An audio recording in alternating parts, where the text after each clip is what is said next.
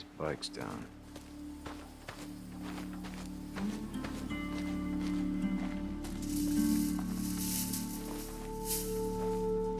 All right, Two Dog, where the hell are you?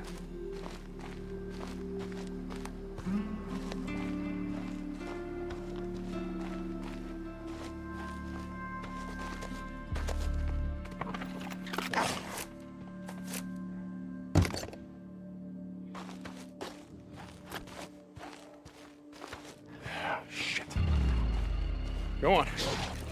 Get out of here. Get out.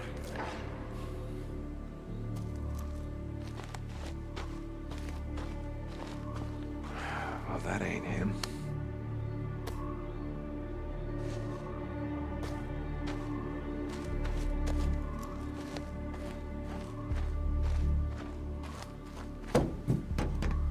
Let's see. Yep. I could use that.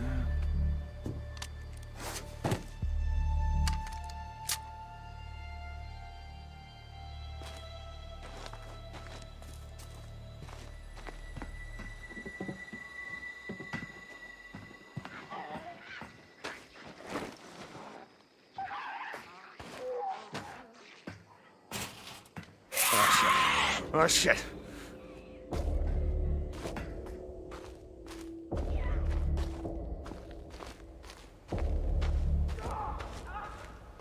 Two Dog.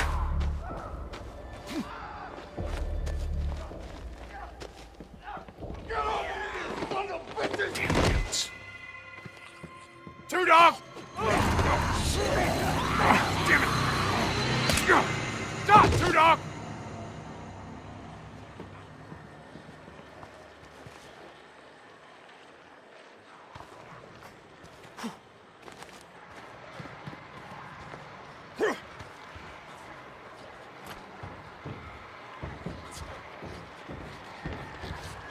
Look around, brother!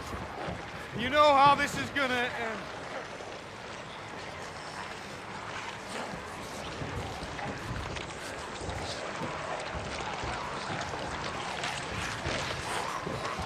Where you at?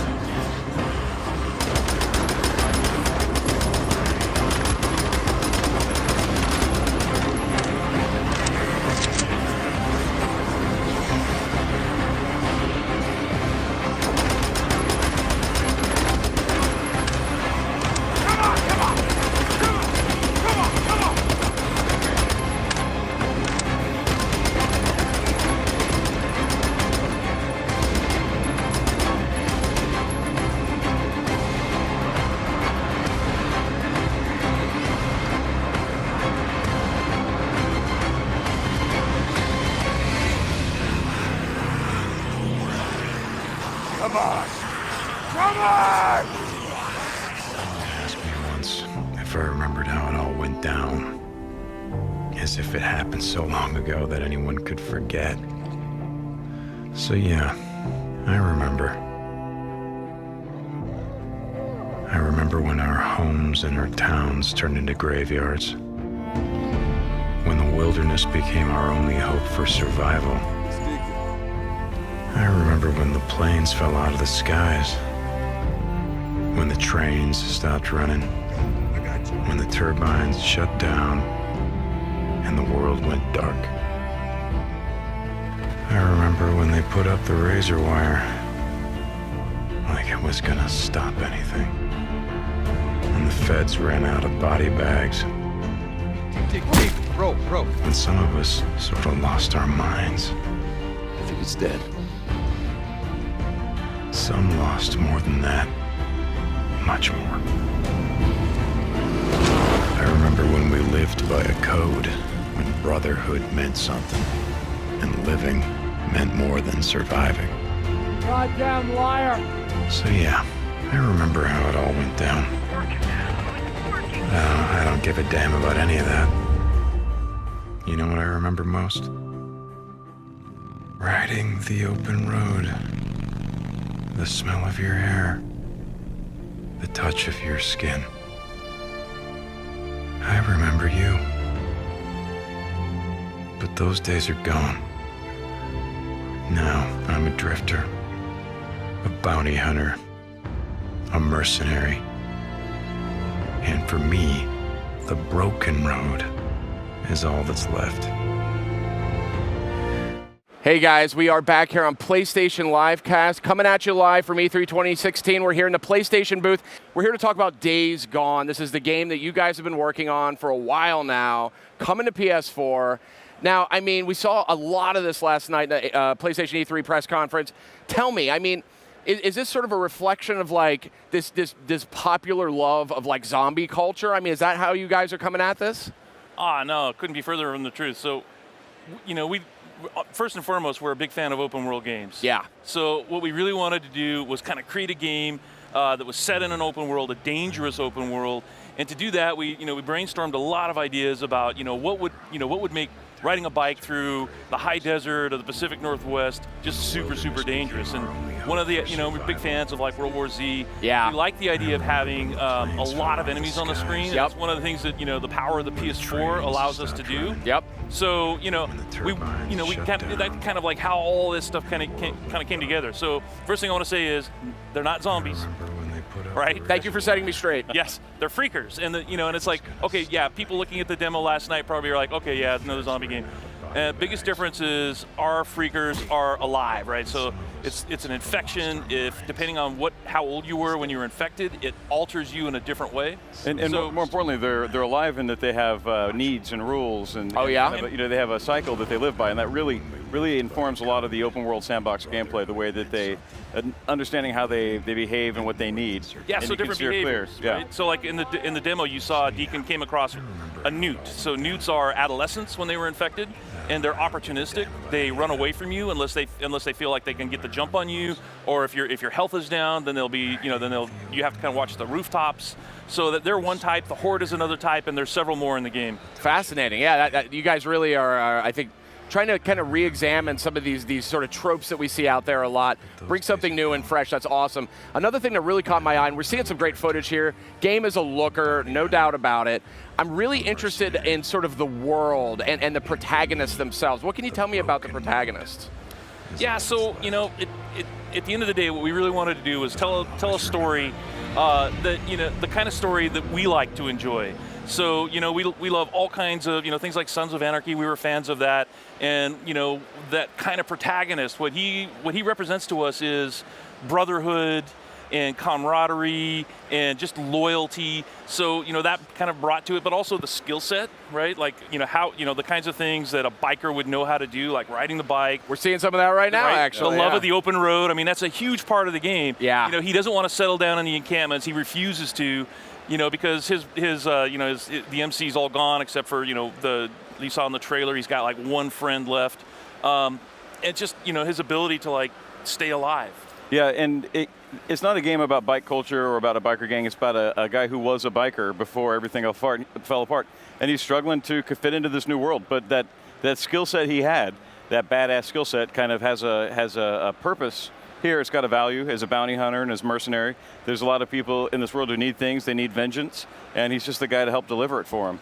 Yeah. So in being the outsider, it's not about him being a biker so much as somebody he's on the outside trying to understand where he fits, on the inside and how he fits there and the conflict that breeds and the way that it motivates a lot of his jobs and missions. And you can see that in the trailer, right? So, the demo is action-packed. It's got these, huge, vast numbers of freakers that you're fighting. But in the trailer, I hope it kind of came across that what we're trying to do is tell a much more sort of human story. So Deacon has, he feels loss, he feels regret, not just that everything that happens in the world, but deep personal loss as well.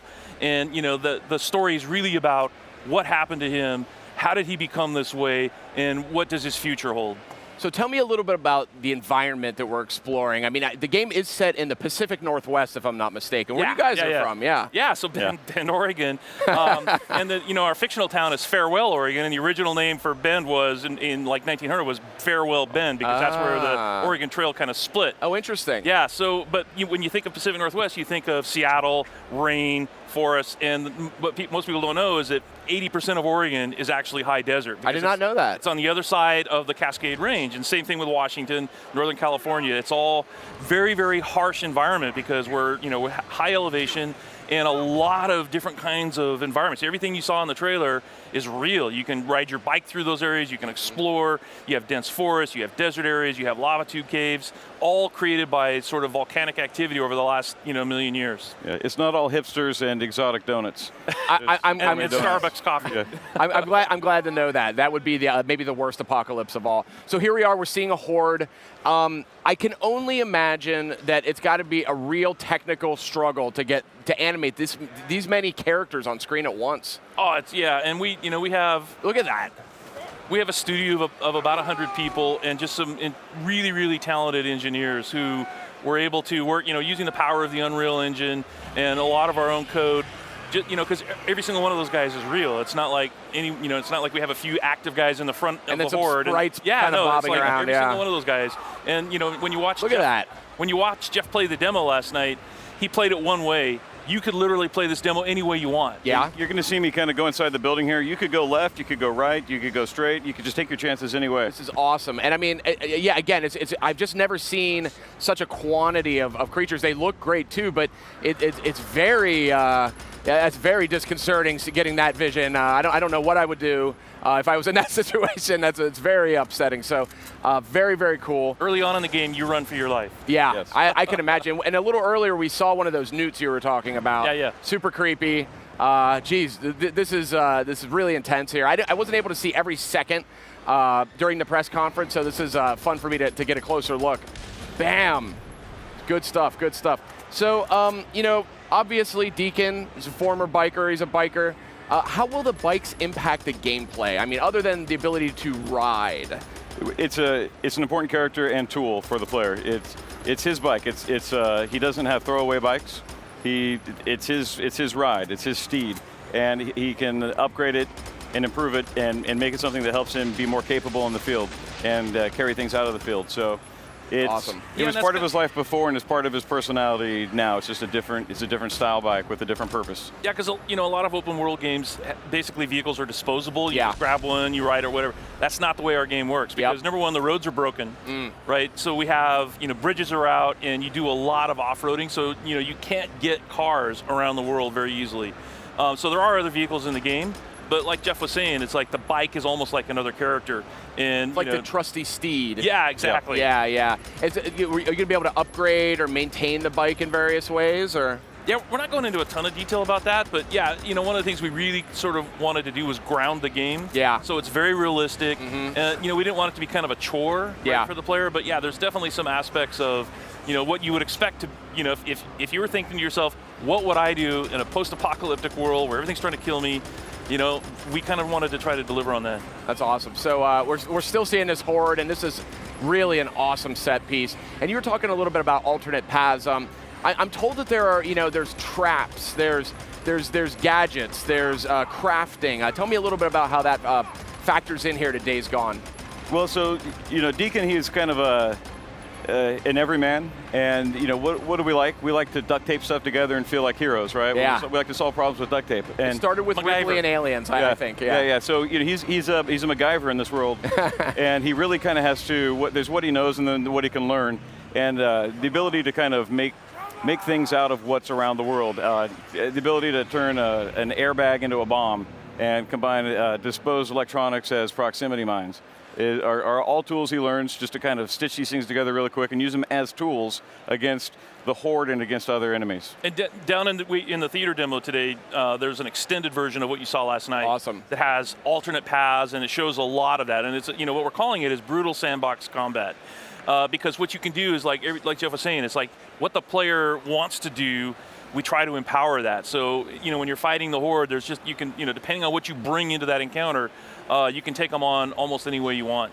That's awesome. Now, one thing I did notice, and maybe it's just me, and I'm kind of extrapolating a little bit about the freakers that you mentioned earlier. They're still technically alive, so they're not the undead. No, yeah, they are alive. They are alive. So, is this a game where headshots are necessary to take down one of these freakers? I mean, that's a classic sort of zombie trope. It looked to me like maybe that wasn't the case here, but I might be wrong. No, see, it's not about because they're living creatures. Yeah. In fact, one of the terms that Jeff coined is the freakosystem. Because if the player were to just kind of wander around and just use stealth and kind of watch them, you'll see swarmers attacking the newts, right? So you have this, they're interacting with each other because they're trying to stay alive too. They're trying to eat, they're trying to drink, they're trying to stake out territory or whatever. So yeah, you could take a headshot, certainly, but if you shoot them in the heart, they'll die just as quickly. That's fascinating. That's a really interesting take on that. And I mean, clearly you guys have a very different vision compared to whether it's The Walking Dead or something like that. But I'm curious, zombie culture is really big. I'm curious what it is about themes like some of the ones that we see here in Days Gone. What make those so appealing to so many people over such a long period of time? Oh, to me, I think it begins with just some latent fears we all have about our own future. The way that we're draining resources.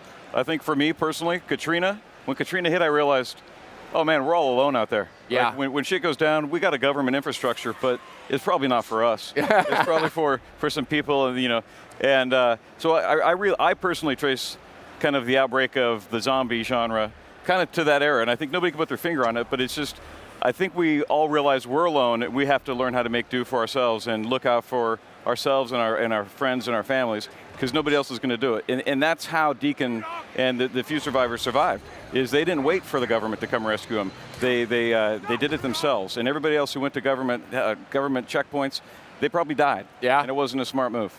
And I think the most powerful experiences, whether it's film or games, is all about conflict. And there's nothing more hazardous and dangerous in a world that's literally filled with things that want to kill you. And so I think that kind of builds drama into any situation. Yeah, if you're facing that. Yeah, I would never want to face that. That is terrifying. And again, it's such a fresh array of features that you guys are bringing to some concepts that we've seen before, but now we're seeing them from a very different perspective. Really excited about Days Gone. I know you guys are still deep in development on this one. Are you flirting with a release time frame at all? Do you have any idea when this game's coming out? Yeah, we have some vague, we're not talking about that right now, but one of the things that we really love about being part of Sony is that they really want the game to be awesome. So like we said, we've been working on this game for over 3 years, and it just allows us time to develop every part of it, the character and the and the world and the setting, and it's just been really awesome to have the time to make the best game we can. Guys, I appreciate it so much. Thank you for coming by PlayStation Livecast. Really, game's looking fantastic. Thanks for having us, man. Yeah, absolutely one of my standouts of the show.